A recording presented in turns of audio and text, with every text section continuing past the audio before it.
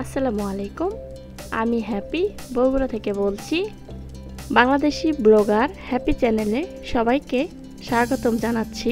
আরও একবার কাছে এবং দূরে, দেশ এবং দেশের বাইরে যে যেখান থেকে আমার ভিডিওটি দেখছেন, আশা করছি সবাই ভালো আছেন। আল্লাহর অশেষ রহমতে আমরাও ভালো আছি। এই তো ব্লগটা সকাল থেকে শুরু করেছি। দেখতে পাচ্ছেন সকালের নাস্তা খাওয়া দাওয়া থেকেই শুরু করেছি। এখানে রুটি করা হয়েছিল আর মাংস দিয়ে খাওয়া হচ্ছিল। এই তো আবার নদী থেকে মাছ ধরেছিল, সেই মাছটা এখানে কিনে এনেছিল। এখানে 100 টাকার মাছ ছিল, নদীর একেবারেই টাটকা পুঁটি মাছ।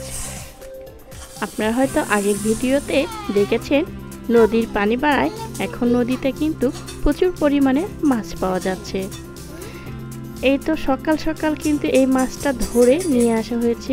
কয়েক রকম মাছ ছিল, যেমন পুঁটি, ট্যাংরা, ভেদা, ছাতেন। এগুলো মাছ আসলে রান্না করলে খুবই সুস্বাদু এবং খুবই ভালো লাগে। তো এটা সকালে রান্না বান্না করে তারপর আমি আমার মেয়েকে নিয়ে স্কুলে চলে যাব। এই তো এর মধ্যে স্কুলে কিন্তু আমি রওনা হয়েছি, দেখতেই পাচ্ছেন।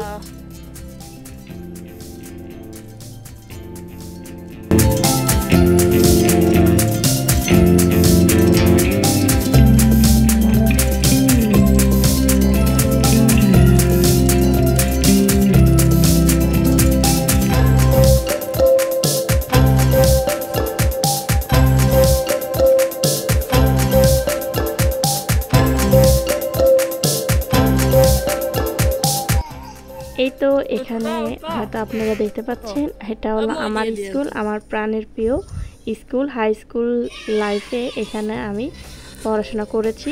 তার আজকে সেই মাঠ দিয়েই আমার মেয়েকে নিয়ে যাচ্ছি। ভাবলাম স্কুলের মাঠ দিয়েই ওকে নিয়ে যাই আর আমার স্কুলটা একটু ভালো করে দেখি। তো আপনাদের সাথে একটু শেয়ার করলাম, আশা করছি আপনাদের ভালো লাগবে। আর আমার নতুন নতুন ভিডিও অবশ্যই আপনাদের ভালো লেগেছে। ভালো লাগলে অবশ্যই আমার চ্যানেলটি সাবস্ক্রাইব করবেন।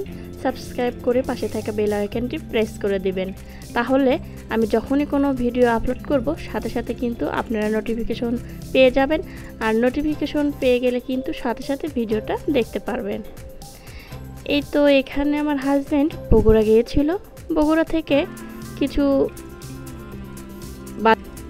আসলে আমাদের বগুড়া শহরে যেতে হয়, সেই বাজারগুলো আমি এক এক করে গুছিয়ে নিচ্ছিলাম।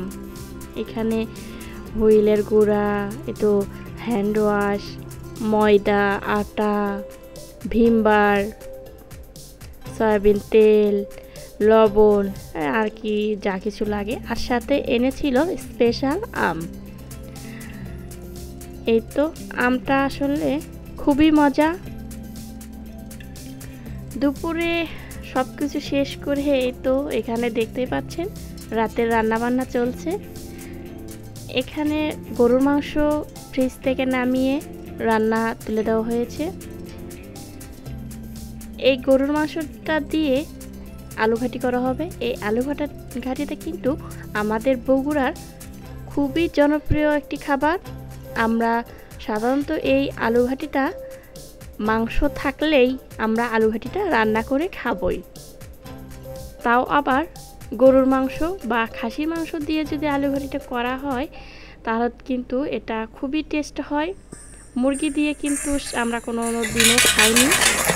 এই তো এখানে দেখতে পাচ্ছেন আলু ঘাটিটা কিন্তু রান্না প্রসেস চলছে। আর আমার এই ভিডিওটা কে কোথা থেকে দেখছেন আমি জানি না।